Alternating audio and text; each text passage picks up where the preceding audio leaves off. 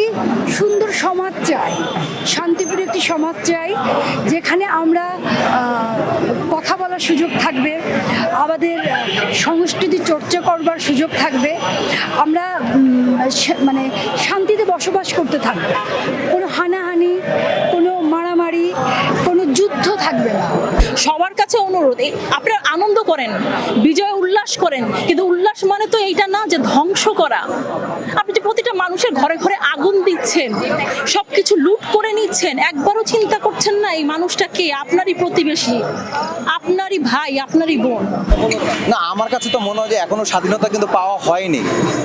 কিসের স্বাধীনতা? যেখানে মানুষ মেরে ফেলা হচ্ছে সেখানে স্বাধীনতা আপনি কোথায় পাচ্ছেন? এখনো দেশ স্বাধীন হয় নাই তো ভাই, আপনি স্বাধীনতা কোথায় পাচ্ছেন?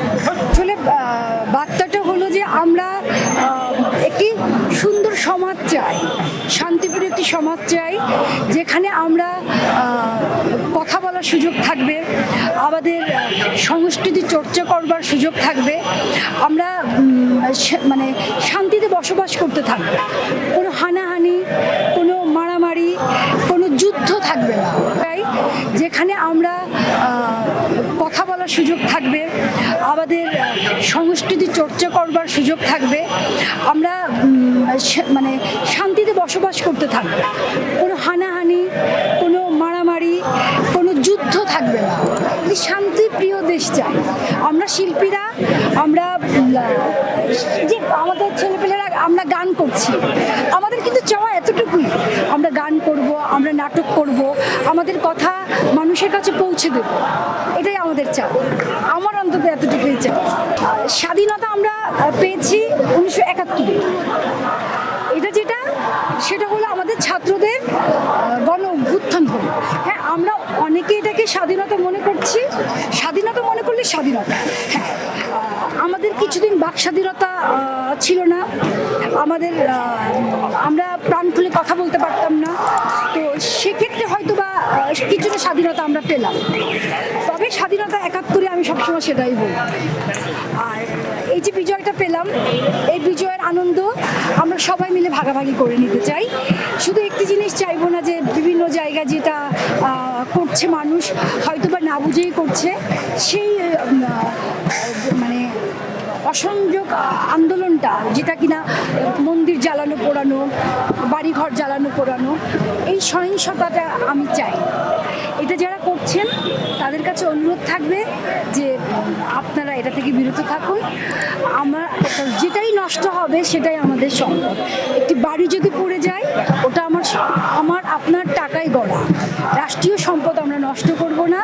আমরা শিল্পীরা, আমরা সাধারণ মানুষ, এটা আমাদের দেশ, এটা আমাদের সবার দেশ, এটাকে আগলে রাখার দায়িত্ব কিন্তু আমাদের সবার।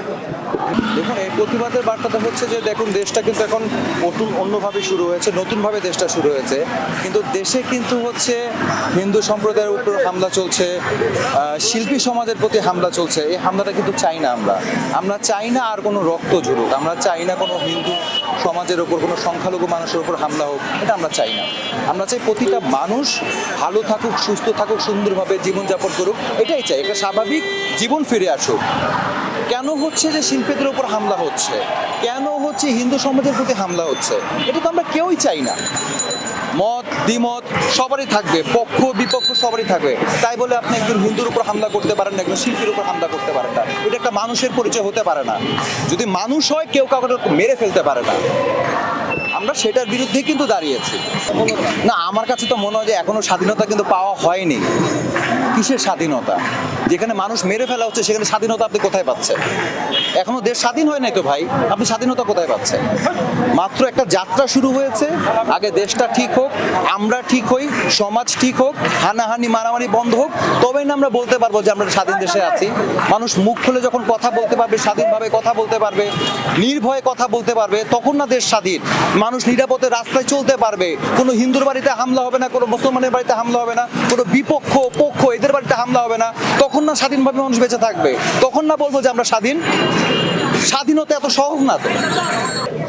আমরা একটা সুস্থ সুন্দর রাষ্ট্র চাই, যেই রাষ্ট্রে ভাঙচুর হবে না। দেখেন যেভাবে মানুষের বাড়িতে আগুন দেওয়া হচ্ছে, মূর্তিগুলো ভেঙে ফেলা হচ্ছে, এগুলোর তো কোনো মানে হয় না, তাই না? মসজিদ মন্দির এগুলো তো সব আমাদের দেশের। আমার আমার স্কুলের প্রিন্সিপাল, আমাদের স্কুলের নাম হচ্ছে কি জামিলা আইনুর আনন্দ বিদ্যালয়। আমি যখন ওই স্কুলে পড়তাম ওই স্কুলটার নাম ছিল আনন্দ বিদ্যালয়, এবং এটার প্রতিষ্ঠাতা হচ্ছে গিয়ে জামিলা আপু। জামিলা আপুর বাসা হচ্ছে ধানমন্ডি 32 নম্বরের পাশের বাসা। এটাই কি তার অপরাধ? তার পুরো বাসাটা আগুন দেওয়া হয়েছে এবং সব কিছু লুট করা হয়েছে।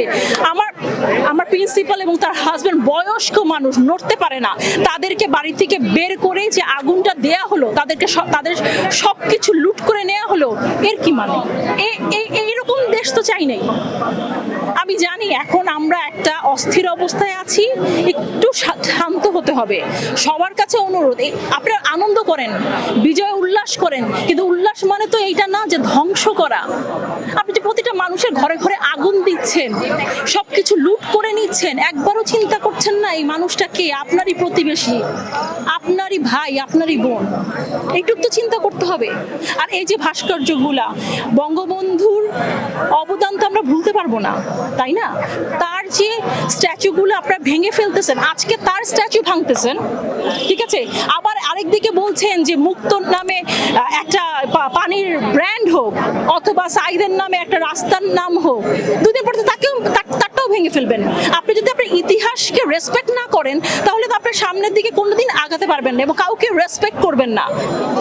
সো আমরা এখানে একসাথে হয়েছি এই কারণে, জনগণকে বোঝানোর জন্য, প্লিজ এই দেশটা আমার, এই দেশের প্রত্যেকটা জিনিসের পিছে আমার টাকা। তা আপনারা এগুলো ভাঙবেন না, কারণ এগুলো গড়তে অনেক কষ্ট। এটা কোনো দল তৈরি করে দিয়ে যায় না, এই রাষ্ট্রটা বছরের পর বছর এই দেশটা তৈরি হয়েছে, এক একটা ইটে আমাদের টাকা। এইটুকু অনুরোধ, কেউ কিছু ধ্বংস করবেন না।